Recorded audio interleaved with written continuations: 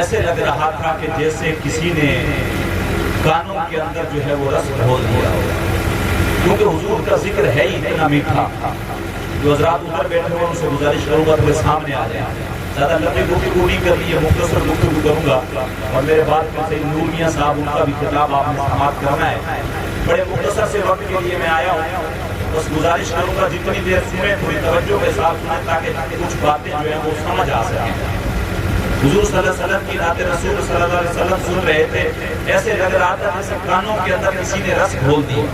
حضور کا ذکر ہے ہی اتنا میٹھا، حضور کی نعت ہے ہی اتنی میٹھی، اور حضور کا ذکر جب آتا ہے تو پھر عاشقان رسول جو ہوتے ہیں ان کے سینے جو ہیں وہ خوشی سے جو ہیں وہ جھوم اٹھتے ہیں، اور سینوں کے اندر ایسے لگتا ہے جیسے جو ہے وہ کوئی ایسی اطمینان والی شے ڈال دی گئی ہے جس سے جو ہے دلوں کو سکون مل گیا ہے۔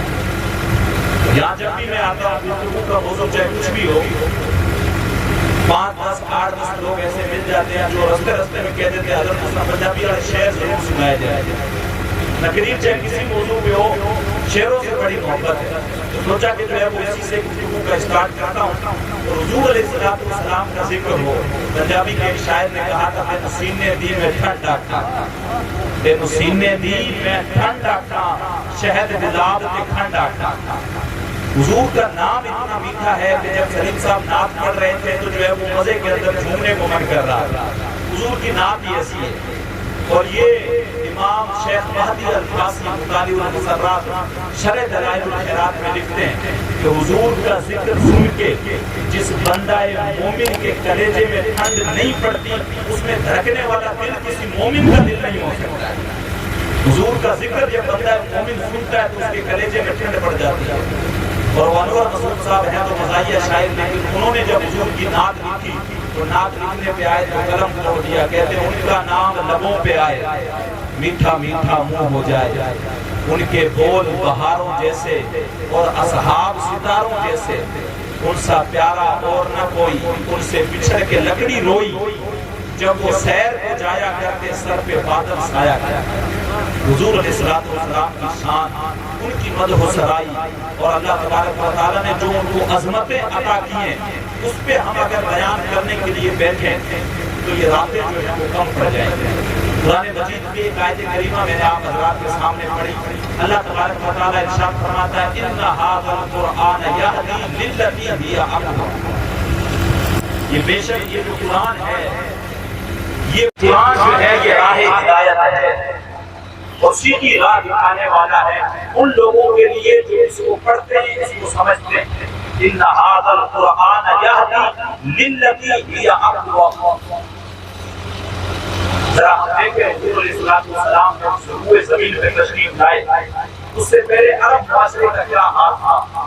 وہ عرب قوم جو سب سے اجڑ قوم تھی، جو جو ہے وہ سخت قوم تھی، لیکن اللہ تبارک و تعالیٰ نے جب اپنے حبیب کو ان کے درمیان بھیجا، اور اللہ تبارک و تعالیٰ نے جب حضور پہ قرآن نازل کیا، تو وہ عرب قوم جن کو کوئی اخلاق پتہ نہیں تھے، کوئی اصول پتہ نہیں تھے، کوئی ان کے اندر بھائی چارہ نہیں تھا، کچھ بھی نہیں تھا، یا اس سے گری ہوئی قوم کون ہوگی جو اپنی بیٹیوں کو زندہ دفن کر دیتی ہے؟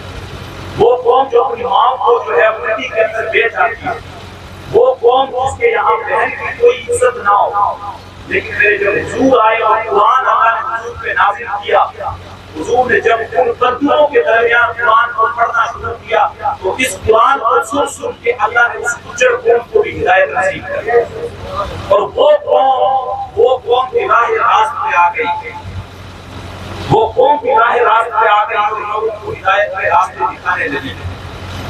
یہ آج ہماری جو گمراہی کا، آج ہمارے بھٹکنے کا، آج ہم لوگ جو در در کی ٹھوکریں کھا رہے ہیں، اس کا واحد سبب یہ ہو گیا ہے کہ ہم لوگوں نے قرآن کو چھوڑ دیا۔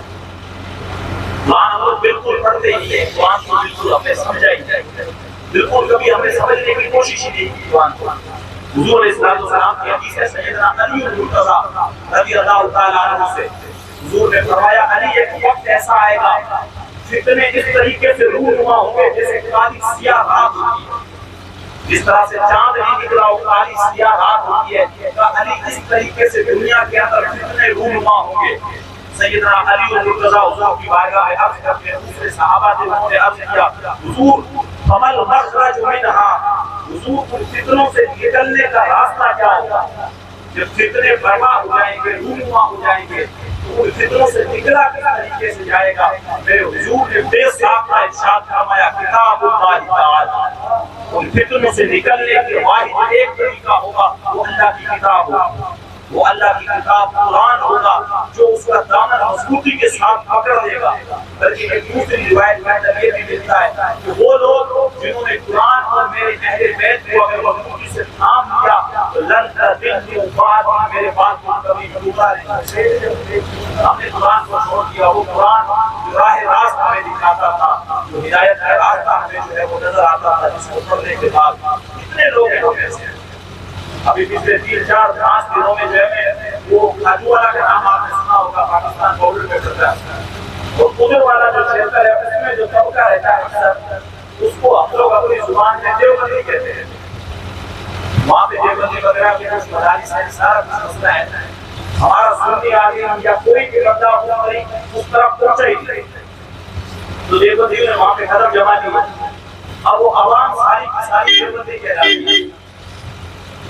لیکن یہ چیز میں نے جب جاننے کی کوشش کی، ذرا اس کے اندر جا کے دیکھوں صحیح دیوبندی ہے کہ نہیں، اور یہ چیز میں نے اپنے سنیوں کے اندر بھی جاننے کی کوشش کی کہ ہماری عوام کو اپنے آپ کو ہم لوگ سنی کہتے ہیں، تو پوچھوں تو صحیح کہ سنی کہتے ہیں کسی کو ہے؟ تو میں نے 50 لوگوں سے پوچھا بھائی آپ لوگ کون ہیں؟ تو میرا حضرت ہم سنی مسلمان ہیں۔ تو میں نے کہا سنی مسلمان ہو تو اس کی کیا مطلب، ریزن کیا ہے، سبب کیا ہے؟ بھائی آج یہ پروگرام رکھا ہے آپ نے، وہ خطرہ کے موقع پہ رکھا ہے، کوئی نہ کوئی سبب تو ہے نا۔ اگر کوئی آپ سے پوچھے پروگرام کیوں سجایا ہوا ہے، یہ وجہ 30 وجہ سے پروگرام رکھا ہے۔ اگر میں آپ سے پوچھوں آپ کیا سنی مسلمان ہوں، میں پوچھوں بھائی آپ سنی مسلمان کیوں ہیں، یہ چیز جب میں نے سنی عوام سے پوچھی تو 99.99% لوگ ایسے ہیں جن کو پتہ ہی نہیں سنی کیوں ہے۔ میں صحیح بات بتا رہا ہوں، میں مجمع میں سے اگر 10 لوگوں کو کھڑا کرنے کا پوچھوں کہ آپ سنی کیوں ہیں، تو 10 میں سے 9 لوگ ایسے ہوں گے جو جواب نہیں دے پائیں گے، اور 1% طبقہ اگر جواب دے پائے گا تو وہ یہ کہے گا کہ ایسا حضرت فاتحہ درود کرنے آتے مذاق سے جانے ایسا بات ایسا سننی ہے۔ تو علماء بیٹھے ہوئے ان سے پوچھ رہے کہ سنیت کی علامت فاتحہ درود کرنا ہے؟ بھائی ایمان کی شرط یہ کہ اگر آپ فاتحہ درود کرتے ہیں تو آپ مومن ہیں، ورنہ آپ مومن نہیں۔ ایمان واقعی کہ یہ شرط نہیں ہے۔ میں جب ادھر گیا کہ اللہ صاحب نے دیوبندی عوام سے پوچھا، میں نے ان سے پوچھا کہ بھائی آپ لوگ دیوبندی ہیں، دیوبندی سارے لوگ آپ کو کہتے ہیں آپ دیوبندی کیوں ہیں؟ یہ تو ہمیں پتہ نہیں ہے، سارے لوگ ہمیں دیوبندی کہتے ہیں تو ہم دیوبندی ہیں۔ ہمارا مسئلہ یہ ہو گیا ہے کہ ہم اپنے ذاتی مسئلوں میں، لڑائی جھگڑوں میں، ایک دوسرے پہ فتویٰ بازی کرنے میں، ایک دوسرے کو برا بھلا کہنے میں، انہی چیزوں کے اندر الجھے رہے۔ ہم نے لوگوں کی ہدایت کے لیے، لوگوں کو ایک راستے کی طرف لانے کے لیے کبھی بھی کوئی کام کیا ہی ہے۔ ہم نے قرآن کو بھی کبھی پڑھ کے نہیں دیکھا کہ قرآن ہمیں کیا کہہ رہا ہے، اور یہ علماء کرام بیٹھے ہیں، صوفیان کرام کا بھی یہ فتویٰ ہے کہ جو بھی فتویٰ اگر کسی کا گمراہی کا کسی چیز کے اوپر لگتا ہے تو وہ جو عوام ہے اس کے اوپر فتویٰ نہیں لگتا ہے، کیونکہ عوام کو مسائل پڑے نہیں ہوتے، ان کو جو ہے وہ بھیڑوں کی طرح جدھر چلائے گا وہ ادھر چل رہی ہوتی ہے۔ تو اب ان کو دیوبند والے علماء پہنچ کے ان کو چلا رہے ہیں اور اس طریقے سے جا رہے ہیں، اور اپنے یہاں پہ الحمدللہ سنی علماء ہیں تو کہہ رہے ہیں آپ سنی ہیں، تو پھر اس وجہ سے ہم سنی ہیں۔ لیکن دیکھیں یہ بتائیں کہ کتنے لوگ ہیں جن کو یہ چیز پتہ ہے کہ ایمان کس کو کہتے ہیں اور ایمان کی شرطیں کیا ہیں۔ بلکہ اگر مجھے آپ معاف کریں تو ہم میں سے اکثر طبقہ ایسا ہے جس کو کلمہ بھی ڈھنگ سے پڑھنا نہیں آتا۔ میں صحیح باتیں کر رہا ہوں، ایسا ہم میں سے اکثر طبقہ ایسا ہے جس کو نماز جنازہ پڑھنے کا طریقہ بھی نہیں آتا۔ اکثر ہماری آبادی ایسی ہے جس کو نماز اس طریقے سے پڑھتے ہیں، نماز صحیح پڑھنے کا طریقہ بھی اس کو معلوم نہیں ہے۔ تو پھر ہم لوگ کیا کر رہے ہیں زندگی میں؟ کیا زندگی کا ہمارا صرف یہ مقصد رہ گیا ہے کہ ہم جو ہے آئے پیے اور جو کچھ بھی کیا ہوتا ہے کہ پھر مر گئے؟ وہ اکبر الہی نے کہا تھا کیا بتائیں احباب کا کار نمایاں کر گئے، کیا بتائیں احباب کا کار نمایاں کر گئے، بی اے کیا، نوکر ہوئے، پینشن ملی اور مر گئے۔ کیا ہماری زندگی ہے؟ پیدا ہو، پیڑ بکریاں چراؤ، کھیتی باڑی کرو اور کر جاؤ. زندگی کا یہ مقصد تو نہیں ہے. زندگی کا یہ مقصد تو نہیں ہے. زندگی کا مقصد تو اللہ تعالیٰ نے ارشاد فرماتا ہے میں نے جنوں اور انسانوں کو اپنی عبادت کے لیے پیدا کیا ہے. کتنے ایسے لوگ ہیں ہم میں سے جو اپنا نماز پڑھتے ہیں. کتنے ایسے لوگ ہیں جو قرآن کو پڑھنا جانتے ہیں. جب ہم قرآن کو پڑھیں گے نہیں, جب ہم قرآن کو سنیں گے نہیں, تو آج کل جو سوشل میڈیا کا دور ہے, ہمارے پاس آپ میں فون ہے. اگر آپ امام صاحب کے پاس جا کے نہیں پڑھ سکتے ہیں تو دعوت اسلامی میں بہت سارے ایسے جو ہیں وہ آن لائن کورس سے شروع کر رکھے ہیں. آپ فون پہ 1 گھنٹہ گھر پہ پڑھ سکتے ہیں. لیکن کبھی بھی ہم نے پڑھنے کی کوشش نہیں کی. کبھی ہم نے یہ سوچنے کی بھی کوشش نہیں کی کہ ہم اس دنیا میں آئے ہیں تو ہمارے آنے کا مقصد کیا ہے. اگر کسی طریقے سے زندگی جیتے رہے اور یہی آئے جیسے ہی کھایا پیا پھر اس کے بعد فوت ہو گئے, تو یاد رکھو ہماری قبروں کے اوپر پھول ڈالنا تو دور کی بات ہے, کوئی فاتحہ پڑھنے والا بھی نہیں ہے. کتنے لوگ ہیں ہمیں سے جو اپنے باپ داداؤں کی قبروں پہ جا کے فاتحہ پڑھتے ہیں؟ کوئی نہیں پڑھتا. بہت سارا طبقہ تو ایسا ہوگا جن کو اپنے باپ دادا کی قبر ہی پتہ نہیں ہوتی کہ ان کی قبریں کہاں ہیں. تو ان کے پیچھے قرآن پڑھ کے یہ سارے ثواب کرنا تو بہت دور کی بات ہے. تو قرآن مجید جو ہے اس کے ساتھ اپنا تعلق مضبوط کرنے کی کوشش کریں گے. یہ قرآن اللہ کی طرف سے لٹکتی ہوئی رسی ہے جس کا ایک سرا بندوں کے ہاتھ میں, ایک سرا تمہارے رب کے راستے قدرت میں. اگر کبھی رب سے باتیں کرنے کو من چاہے, باتیں کرنے کو من چاہے, اس کی باتیں سننے کو من چاہے تو قرآن کھول کے بیٹھ جایا کرو. اور اگر اپنی باتیں اس کو سنانے کو من چاہے تو پھر نماز میں کھڑے ہو جائے. یہ قرآن اللہ تبارک و تعالیٰ کی طرف سے وہ ہدایت کی کتاب ہے کہ جس نے بھی پڑھا ہے سمجھداری کے ساتھ پڑھا ہے اللہ نے اس کو ہدایت دی. اچھا, قرآن مجید کو جب ہم اٹھا کے کھول کے دیکھتے ہیں تو اس کے اندر بہت سارے ایسے موضوعوں پہ گفتگو کی گئی ہے کہ جس کو اگر انسان دیکھتا ہے روزمرہ کی جو زندگی ہے اس کے اندر کام آنے والی چیزیں. مثال کے طور پہ قرآن مجید کو جب ہم پڑھتے ہیں تو اس کے اندر اگر دیکھیں تو قرآن نے ہمیں سکھایا ہے رشتہ داروں کے ساتھ کیسا سلوک کرنا ہے, تمہارے اخلاق کس طریقے کے ہونے چاہیے, اور جو زندگی نعرہ تکبیر, نعرہ تکبیر, نعرہ رسالت, نعرہ رسالت. سید نور میاں صاحب قبلہ, سید نور میاں صاحب قبلہ. نعرہ تکبیر, نعرہ رسالت.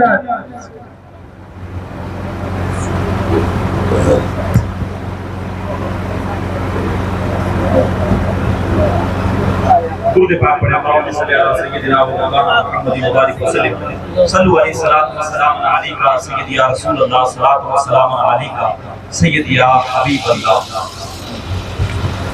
صحیح صاحب کی بھی تشریف لا چکے ہیں. تو عرض میں یہ کر رہا تھا کہ ہمارے چاہے علماء ہو, چاہے ہمارے محترمین حضرات ہو, اور میں بھی جو آپ حضرات کے سامنے حاضر ہوں, قرآن کی اگر چاہے 2 آیتیں پڑھ کے میں ان کا ترجمہ اور تفسیر آپ کے سامنے رکھ رہا ہوں, تو مقصد یہ ہے کہ ہمیں اپنا تعلق جو ہے وہ قرآن کے ساتھ مضبوط کرنا ہے. قرآن کو اگر ہم پڑھ کے دیکھیں گے تو ہمارے ہر مسئلے کا حل اس میں ملے گا. اب صحیح صاحب آ گئے, میں آ گیا, بہت سارے لوگ آ جاتے ہیں, پیر صاحب دعا کر دو, پیر صاحب پانی پڑھ دو, پیر صاحب پریشانی ہے, پیر صاحب پریشانی ہے. ہم ہر پریشانی لے کے حاضر ہو جاتے ہیں.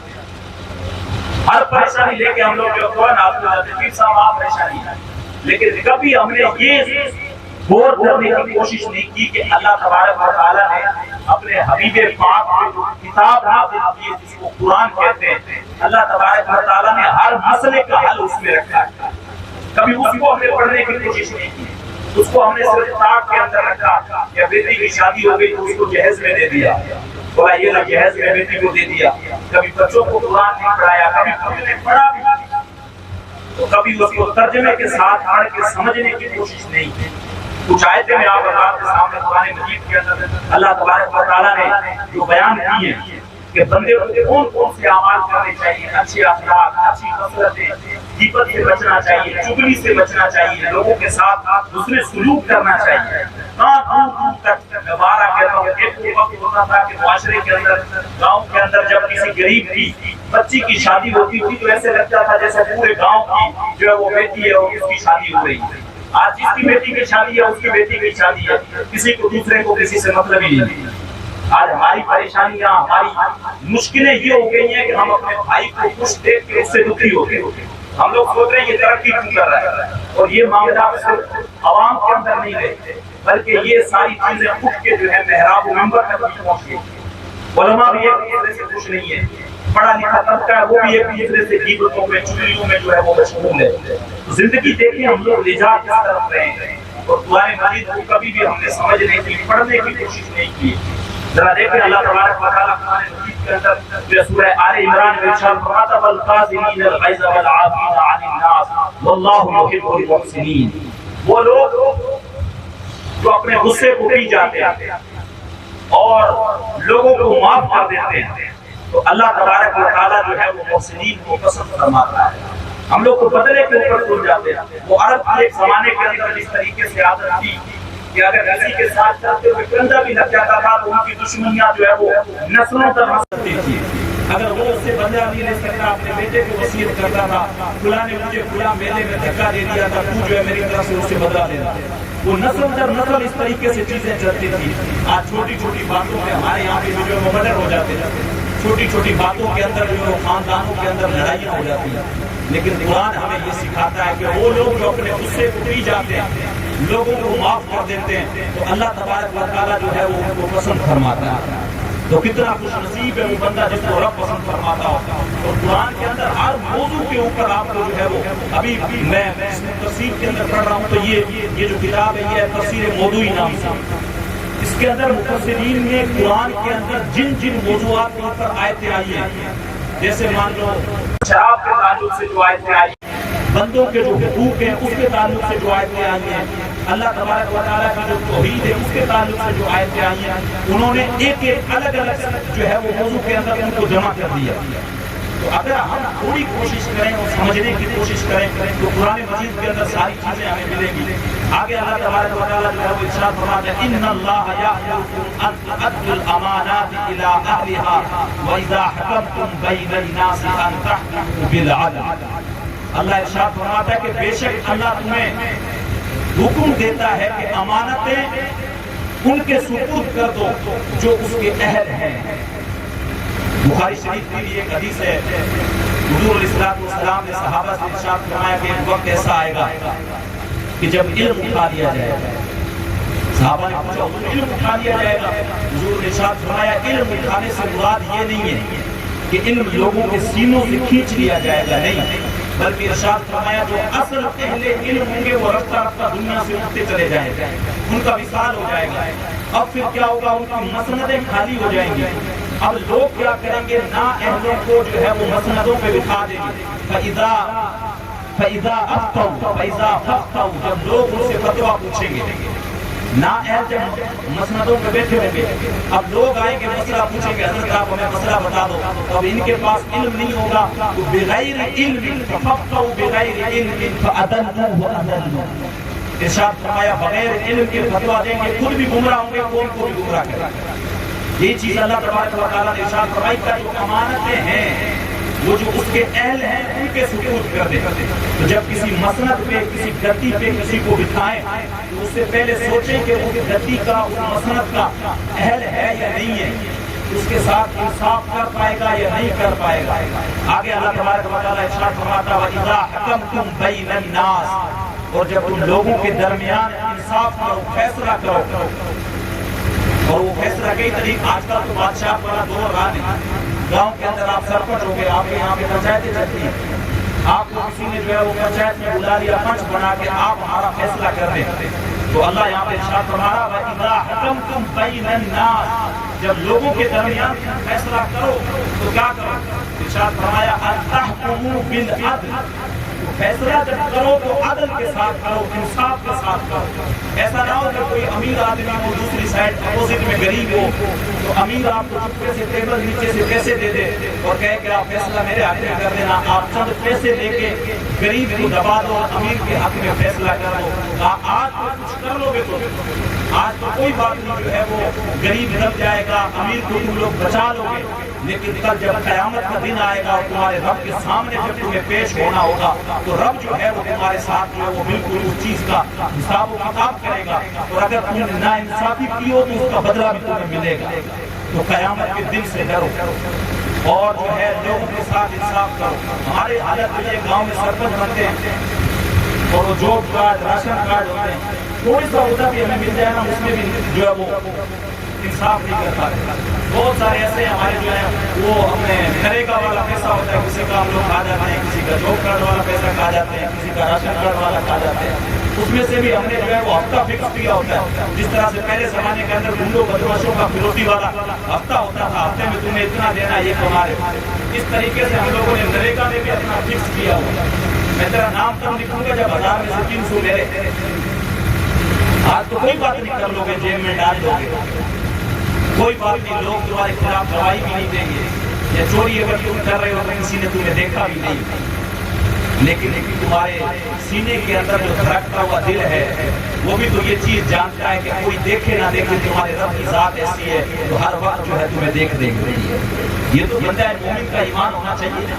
حضور علیہ السلام کی وہ حدیث ہے، اگر اللہ نے کسی ایک معاملے کے اوپر آپ کو اگر حاکم بنایا ہے، اگر مجھے جو ہے یہ اختیار دیا ہے کہ لوگ مجھ سے پوچھیں صحیح صاحب آپ ہمارا یہ فیصلہ کر دو، تو مجھ پہ لازم ہوتا ہے کہ میں دونوں طرف سے بات سنوں اور جو صحیح ہو اور جس کی جو ہے بات حق ہو اس کی طرف میں فیصلہ کروں۔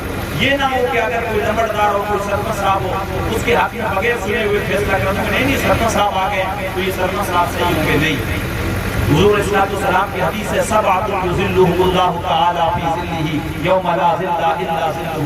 حضور نے ارشاد فرمایا کل قیامت کا دن ہوگا، 7 لوگ ایسے ہوں گے کہ جب اللہ کے عرش کے علاوہ کوئی سایہ نہیں ہوگا، ان میں سے جو 7 لوگ ہوں گے اللہ ان کو اپنے عرش کا ٹھنڈا سایہ نصیب کرے گا۔ اس میں سے پہلا بندہ جو ہے حضور نے ذکر کیا، امام عادل، انصاف کرنے والا امام، انصاف کرنے والا بادشاہ۔ میرے حضور نے ارشاد فرمایا کل قیامت کے دن جب اللہ کے عرش کے علاوہ کوئی سایہ نہیں ہوگا، وہ امام، وہ حاکم، وہ پنچ جس نے لوگوں کے درمیان انصاف کیا ہوگا، اللہ کل قیامت کے دن اپنے عرش کا ٹھنڈا سایہ اس کو نصیب کرے گا۔ تو اگر کوئی عہدہ ملتا ہے، اگر کہیں پہ آپ کو کوئی ایسا معاملہ آتا ہے جس میں آپ نے فیصلہ کرنا ہے تو یقیناً اللہ کا خوف دل کے اندر رکھیں اور کسی کے ساتھ بے ایمانی نہ کریں، ورنہ آج کل تو حالات ایسے ہو گئے کہ امیروں کے معاملات چھپا دیے جاتے ہیں، غریبوں کی بات اچھال دی جاتی ہے۔ تو کیا کسی نے کہا تھا میری غربت نے اڑایا میرے فن کا مذاق، میری غربت نے اڑایا میرے فن کا مذاق، اور تیری دولت نے تیرے عیب چھپا رکھے ہیں۔ تو آج جو دولت والا ہوتا ہے اس کے عیب چھپ جاتے ہیں اور غریب کا عیب جو ہے وہ ساری بازار اچھال دیا جاتا ہے۔ تو ایسا نہ کریں، تو قرآن کی طرف پلٹ کے آئیں۔ آج کے دور کے اندر اگر گمراہی سے ہم بچ سکتے ہیں، آج اگر جو ہے ہم بددیانتی سے بچ سکتے ہیں، اچھے اخلاق ہمارے اندر پیدا ہو سکتے ہیں، تو اس کا صرف جو ہے وہ 2 راستے، اللہ کی کتاب اور حضور علیہ السلام کی حدیث، حضور کی سیرت، یہ ساری چیزیں ہمیں چھوڑ دی ہوتی ہیں۔ ترتیب سے معاملہ تو یہ ہونا چاہیے کہ ہمیں اللہ عز و جل کو جو ہے وہ فرسٹ پرائیورٹی پہ رکھنا چاہیے۔ اللہ تبارک و تعالیٰ کی توحید ہو گئی، اللہ تبارک و تعالیٰ کی وحدانیت ہو گئی، اس کے بارے میں جانے میں حضور علیہ السلام کی ذات، پھر صحابہ، خلفائے راشدین، اہل بیت اطہار، پھر بزرگان دین کی طرف آئے۔ لیکن ہمارے ساتھ بدقسمتی سے یہ معاملہ ہوا ہے کہ ہم نے ان سارے معاملات میں بھیڑ بھرک رکھی ہے اور صرف جو ہے یہ کر رکھا ہے کہ ہم لوگ کیا کریں، صرف جو ہے وہ عرسوں پہ، میلوں پہ، فاتحہ پہ، درودوں پہ، ان پہ جتنا زور ہو سکتا ہے اتنا دیر، اس سے بڑی سنیت کوئی نہیں ہے۔ کبھی آج حالات یہ ہو رکھے ہیں کہ ہمیں دیکھ لو، ہمارا 90% آبادی ایسی ہے جس کو کلمہ بھی پڑھنا نہیں آتا۔ نوجوان نسل آج ہماری تعلیم نہ ہونے کی وجہ سے برباد ہو رہی ہے، وہ نشے کے اندر ڈوب رہے کھل گئی ہے۔ اور پچھلے بار بھی میں نے عرض کیا تھا، اور دیکھ لے غیر جو ہے وہ کس طریقے سے کوششیں کر رہے ہیں ہماری جو ہے وہ بہن بیٹی ہے ان کو مرتد کرنے کے لیے، اور باقاعدہ پوری پلاننگ کے ساتھ لاکھوں کروڑوں اربوں روپے اس چیز پہ خرچ کیے جا رہے ہیں۔ اور ہم سوچ رہے ہیں ہمیں کیا کرنا ہے، چلو جیسی چل رہی ہے چلنے دو، اپنے بلٹ نکالو، مست چشمے لگاؤ، ہاتھ کے اندر کڑا ڈالو، ادھر یہ ڈالو، سگریٹ میں لو، آرام سے گاؤں کا راؤنڈ مار کے آؤ، ایمان میں جاؤ۔ ہمارا صرف کام یہ رہے گا، ہمیں کوئی مطلب نہیں۔ تو اگر آج بھی ہم نے صحیح طریقے سے سوچنے کی کوشش نہیں کی، نوجوان طبقہ جو ہے وہ تعلیم کی طرف دنیاوی تعلیم ہو چاہے دینی تعلیم ہو، دونوں کی طرف اگر ہم نے رجوع نہیں کیا، اگر ہم نہیں پلٹ کے آئے، پھر حالات اس سے بھی بدتر ہوگا۔ آپ کے ہاتھ میں فون ہے، یہ پوری دنیا کی خبریں آپ کو دیتا ہے۔ ایسی بات نہیں ہے کہ آپ کی خبریں نہیں ہے، ہندوستان میں کیا ہو رہا ہے، ودیشوں میں کیا ہو رہا ہے، اسلام کے خلاف کیا سازشیں ہو رہی ہیں، مسلمانوں کے خلاف کیا، سب کو پتا ہے۔ لیکن وہ جس طریقے سے ہوتا ہے، کبوتر جس طریقے سے ہوتا ہے، جب اس کے بلی جھپٹنے والی ہوتی ہے تو وہ آنکھیں بند کر لیتا ہے، وہ سوچتا ہے کہ میں بچ جاؤں۔ ہم لوگوں نے بھی آنکھ بند کر رکھی ہے، کوئی بات نہیں، ان کا نمبر آیا آپ نے کیا، لوگ یہ کر رہے ہیں، اپنے نمبر کا انتظار کر رہے ہیں۔ اگر یہی حالت رہی اللہ کی اگر ہم نے اپنے حالات سدھارنے کی کوشش نہیں کی تو خدا بھی اس قوم کی حالت نہیں بدلتا جو اپنی حالت بدلنے کے لیے کوشش نہیں کرتا۔ اگر کوشش نہیں کریں گے اور صرف یہ کہیں گے کہ مفتی صاحب حضرت دعا کر دو کہ سارے گھر ختم ہو جائے، سارے گھر آؤ مفتی صاحب نقصان ہو گیا، گناہ ہو گیا، آؤ پانی پڑ، تو ایسا کچھ بھی نہیں ہے۔ بزرگان دین کی زندگی پڑھیں، کیسے کیسے راستوں کی جو ہے انہوں نے کھاک کھانی اپنے آپ۔ ابھی محرم کا مہینہ آنے والا ہے، امام حسین کو اتنے زیادہ ماننے والے جو ایک دل میں جس ہم صحیح معنوں میں اگر صحیح لفظوں میں مجھ سے پوچھیں، ہم ماننے والے نہیں، ہم پہ کھانے کی قوم سے ہم ایک پکا لیں گے، کھا لیں گے، فری ہو گئے۔ امام حسین کا جو ہے مہینہ آ گیا، ہم کی شہادت آ گئی، وہاں پہ حدیث پکا لی، جو بھی پکا لیا کھا لیا، گوشت کھا لیا، 2 منٹ کھڑے ہو گئے، نعرے لگا لیے، فری ہو گئے۔ کیا ان کی زندگی ہمیں یہ سمجھ دیتی ہے؟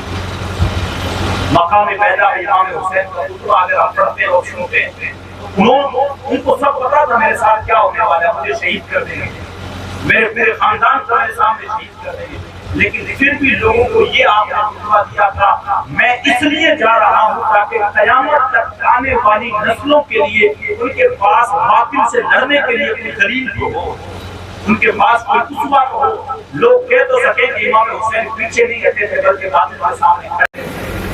ہم لوگوں کا کام صرف رہ گیا بریانی کھا لو، دیگیں کھا لو، اچھے سے لنگر پکا لو اور جا کے میلوں میں دھول لو، ہم لوگ فری ہیں۔ ہم سے بڑا نہ امام حسین پر کوئی ماننے والا ہے اور نہ حضور علیہ السلام کا ماننے والا ہے۔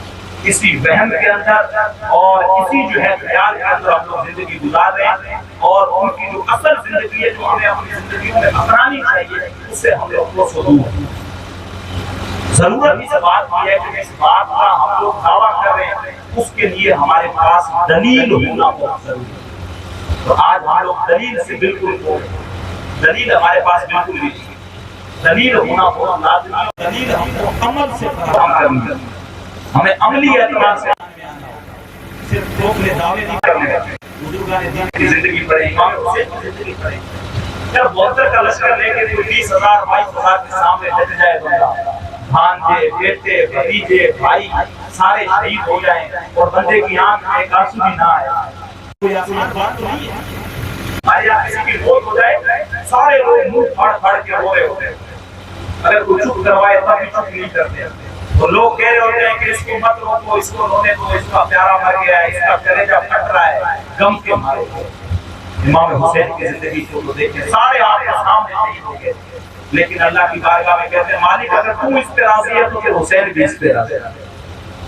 امام حسین کی زندگی کو میں پنجابی کے کچھ شعروں میں کہا کہتا ہوں، اتنا آسان نہیں ہے ہم لوگ اس طریقے سے کہتے ہیں، یہ تو چڑھے آؤ دار بھی نہیں، یہ تو بکے عشق بازار بھی نہیں، تیجا سستا سودا پیار بھی نہیں، تیجا سوکھا لبدا یار بھی نہیں، کئی جنگل گھانے پیندے ہیں، کئی دوزخ لنگنے پیندے ہیں، جے وہ ایسے ملوں بھی مل جاوے اور دوستوں سستا وقار بھی نہیں، تجھ سمجھ نہ آوے لوکاں نوں او کاتوں لال شہید کرن، او دے ہاتھ ڈٹھی تلوار بھی نہیں، پر او دا خالی جانگا وار بھی نہیں۔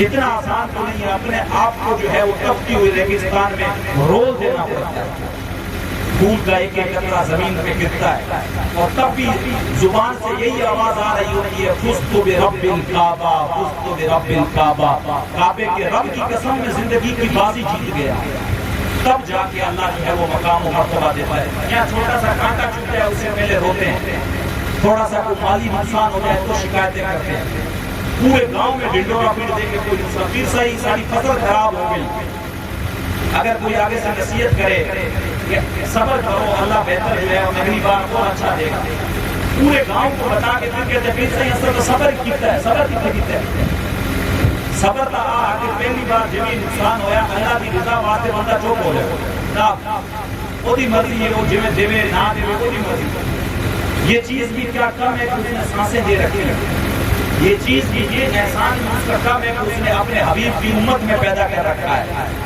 یہ بھی کوئی چھوٹی چیز نہیں ہے۔ پورے گاؤں میں ڈنڈورا پینے کے بعد کہتا ہے نہیں پیسا ایسا صبر ہے۔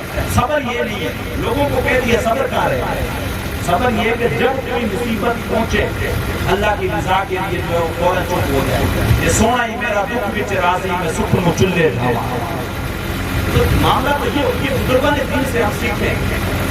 میں پھر کہوں گا بزرگان دین کے نام کی صرف نیاز نہ پائیں۔ 11ویں شریف والا مہینہ آئے گا روزانہ دیکھے پکڑیے، کبھی بہت آپ نے زندگی پڑھی ہے، ان کا معاملہ یہ تھا کہ وہ ایک پاؤں پہ کھڑے ہو کے رات میں پورا قرآن پڑھ دیا گیا۔ میں بارہ کہتا ہوں یہ چیز، ہم لوگ جیسے حلوہ بنا کے کہتے ہیں گدر کا حلوہ کھانا سنت ہے، میں کہتا ہوں پتھر کھانا بھی سنت ہے۔ کبھی کھائے نہیں کھاتے، اس ٹائم پہ پتلی گلی سے بور نکل جاتے۔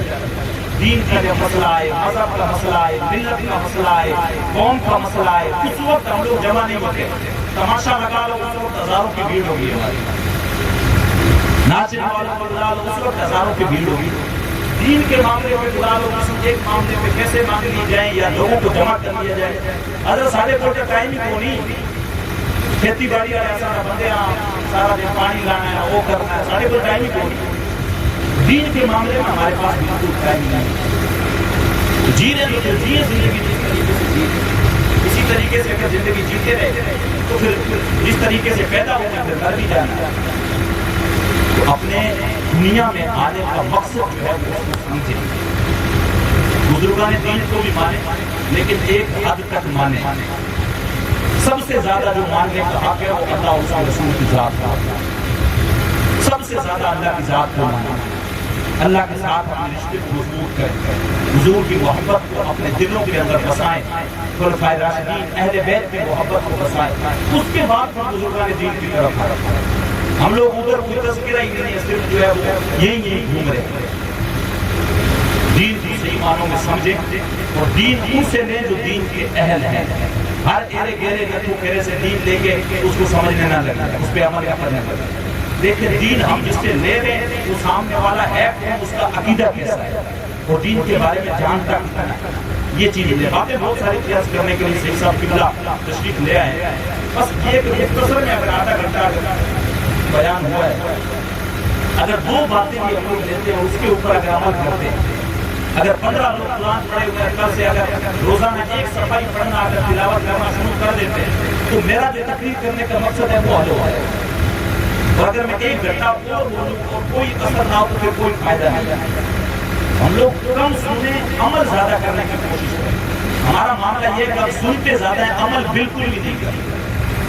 جو حضرات قرآن پڑھے ہوئے ہیں روزانہ ایک صفحہ قرآن کی تلاوت کریں۔ اگر نہیں پڑھے ہوئے یوٹیوب کھولیں، اچھے قاری ہیں ان کو قرآن سنیں، تو قرآن جو اس کا جو الگ سکون ہے وہ سینوں کے اندر جو ہے وہ بندے کو لذت پہنچاتا ہے، وہ سکون پہنچاتا ہے، وہ اللہ کا کلام ہے جو بندوں کو ہدایت دیتا ہے۔ حضور علیہ السلام کی اپنے محبت کو اپنے سینوں کے اندر بسائیں، اہل بیت اطہار کا ادب کریں، علماء کی عزت کریں، معاشرے کے اندر ایک دوسرے کے بازو بننے کی کوشش کریں، جو غریب طبقہ ہے اس کے اوپر شفقت کا ہاتھ رکھیں، بچیاں ہوں چاہے بچے ہوں ان کو تعلیم کی طرف لے کے آئیں، چاہے وہ دینی تعلیم ہے چاہے دنیاوی تعلیم ہے۔ آج کے دور میں بہت ضرورت ہے، جو لاکھوں لاکھ پیسے جو ہے سالانہ خرچ کرتے ہیں، سالانہ پیسوں پہ خرچ کرتے ہیں، کتنا انمان کا بڑا ہے مجھے اندازہ بتائیں آپ 35,000 40,000 ووٹ ہو، مجھے بتائیں انمان کے اندر کوئی ایک مسلمانوں کے پاس کوئی ہاسپٹل ہے، کوئی ایک انگلش میڈیم اسکول ہو، کوئی اور مدرسے تو ہیں ہمارے پاس، مدرسے ہیں ہمارے پاس، لیکن مدرسوں میں اس لیول کی تعلیم نہیں ہونی جس لیول کی ہونی چاہیے، اس میں بھی بہت ساری چیزیں جو ہے وہ ڈیولپ کرنے کی ضرورت ہے، لیکن دنیاوی نام پہ ہمارے پاس کچھ بھی نہیں ہے۔ پورے علاقے میں اگر نظر دوڑا کے دیکھیں گے کتنے ایسے لوگ ہیں ہمارے پاس جو سرکاری جاب میں مائنس میں ہمیں ملیں، وہ بھی نہیں ملیں، 10 یا 15 بھی مشکل سے نہیں ملیں۔ تعلیم کی طرف آنے کی ہمیں ضرورت ہے، دنیاوی تعلیم ہو، دینی تعلیم ہو، اور جو غریب طبقہ ہے اس کو ہمیں سپورٹ کرنے کی باتیں بہت ساری تھیں کہنے کے لیے، لیکن انشاءاللہ پھر کبھی جو ہے وہ عرض کروں گا. دل میں ہے درد و غم کے فسانے بھرے ہوئے، پرسوں سنا تھا اگر کوئی درد آشنا ملتا، زمانہ سن رہا تھا بڑے شوق سے، ہم ہی سو گئے داستاں کہتے کہتے. جی چاندہ ہے اس رات نو محشر دی روک لواں، جے وس چلے میرا سونے نو حشر تک روک لواں. نہ نظر کرم دی جھات مکے، نہ عبادت مکے، نہ ارات مکے، مگر دل کے ارمان نہ پورے ہوئے تھے ابھی. یہ غضب ہو گیا کہ سحر ہو گئی، ان کی زلفیں جگر پہ بکھر کی گئی، گیت گاتی ہوئی شب ادھر ہو گئی. ان کی آنکھوں میں ایسا نشہ تھا فراز، جس نے دیکھا وہی لڑکھڑاتا گیا. ان سے فریاد ہے اے گنبد خضرا والے، کعبے والوں کو ستاتے ہیں کلیسا والے. اگر ساری گفتگو کا رس نچوڑ کے میں ایک گلاس میں پیش کروں، آپ پوچھیں اگر دو آسان لفظوں کے اندر بتا دیں کہ ایمان کیا ہے، تو ایمان میں علامہ ڈاکٹر اقبال کی روح سے فیض لے کے آپ کو بتاؤں گا. انہوں نے کہا تھا ایمان اس چیز کا نام ہے جو ادب مصطفیٰ سے شروع ہوتا ہے، محبت مصطفیٰ پہ ختم ہوتا ہے. کہ محمد سے وفا تو نے تو ہم تیرے ہیں، یہ جہاں چیز ہے کیا لوح و قلم تیرے ہیں. استغفر اللہ ربی من کل ذنب واتوب الیہ وما علینا الا البلاغ. السلام علیکم ورحمۃ اللہ وبرکاتہ.